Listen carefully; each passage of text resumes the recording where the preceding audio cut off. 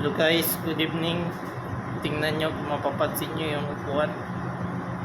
Panay galaw-galaw siya. Ang ibig pong sabihin, meron pong tao na hindi natin nakikita. Okay guys, oh, tingnan nyo, gumagalaw siya. May nagpaparamdam sa atin guys. Guys, tingnan nyo, walang tao, no? Pero gumagalaw, oh. Panay galaw guys. Mag-iingat tayo guys. Panay galaw-galaw. May nagpaparamdam.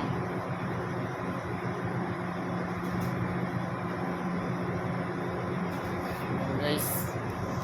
Okay guys, mag-iingat. May nagpaparamdam. Goodbye.